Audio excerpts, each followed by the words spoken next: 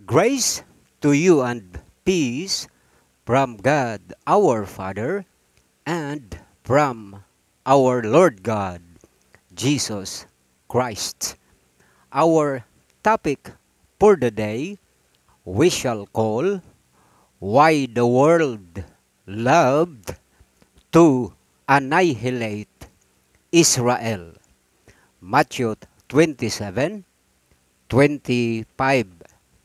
For one simple reason, inako kasi ng Israel na sila ang mananagot sa pagpatay ng Panginoong Hesus Kristo.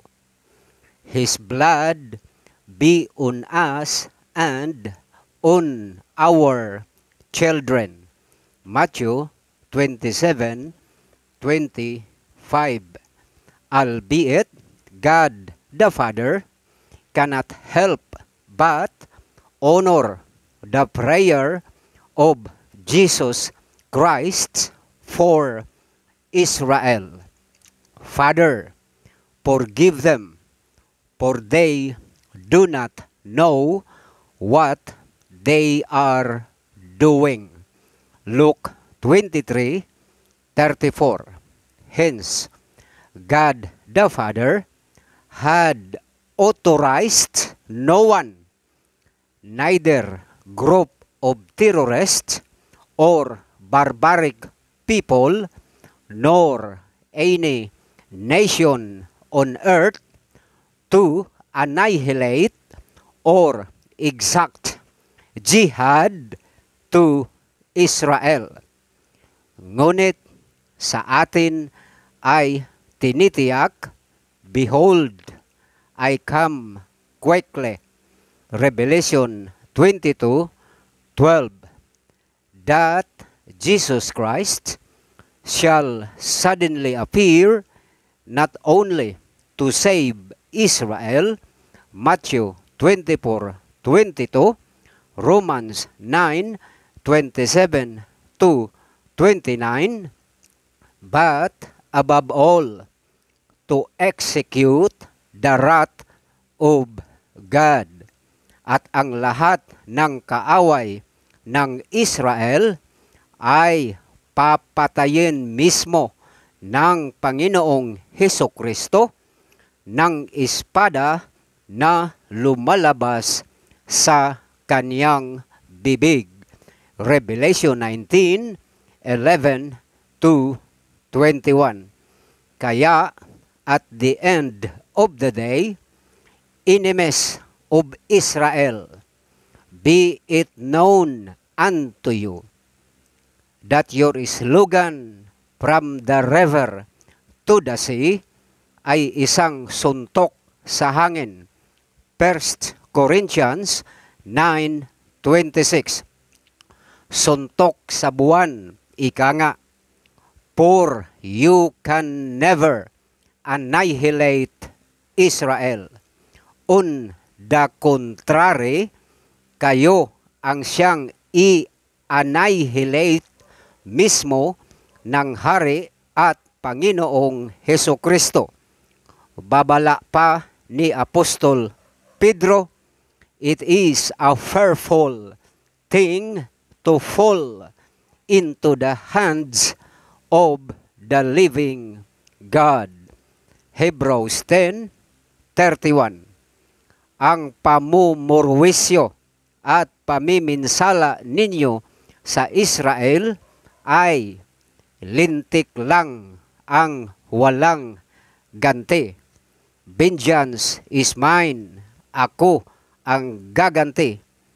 Is Jesus Christ living and stern warning to all enemies of Israel. Romans 12:19.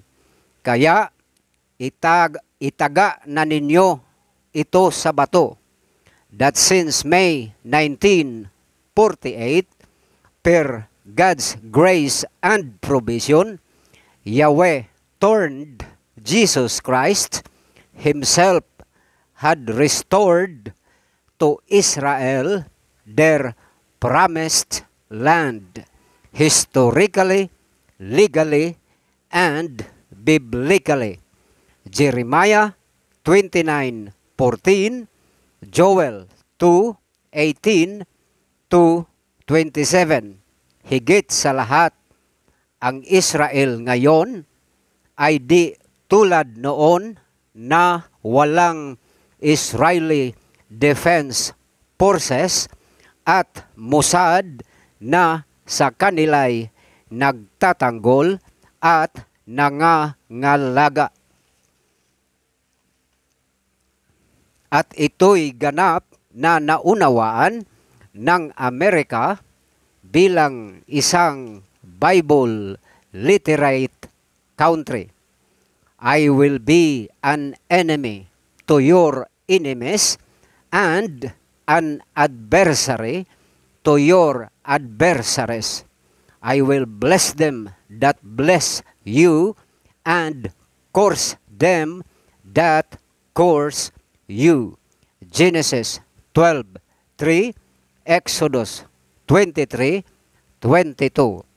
As a result, America and Israel both enjoyed and benefited the Father and Jesus Christ's blessings of military superiority and sophistication and economic prosperity.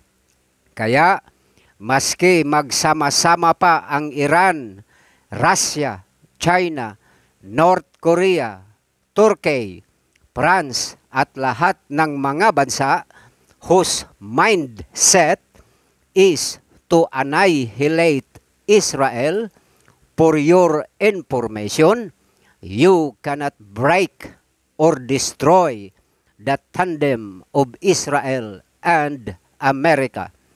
Above all, si Yahweh o Kristo Jesus mismo ang nagtadhana nito sa Israel. So, as God is with Israel, hindi ninyo matalo-talo ang Israel.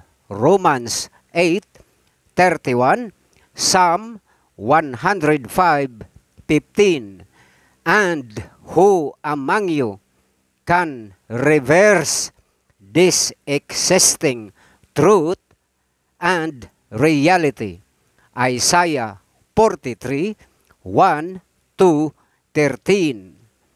In a plain language, kayong lahat na kumakalaban sa Israel, ang katulad ninyo'y umaapak sa matulis na pako na nakatayo.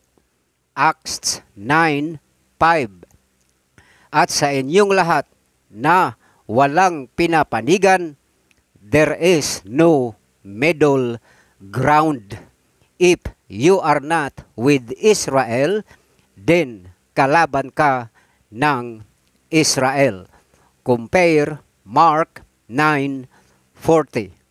Like, share, subscribe, comment, and hit the notification bell of my YouTube account, Rome Mored, sapagkat dito nyo lang maririnig at ipinapangaral ang applicable at binding gospel ng mag-amang Diyos, the Father and Jesus Christ, sa ikaliligtas ng inyong kaluluwa, and for you to be enlightened sa current world events in relation sa mga nakasulat sa Biblia.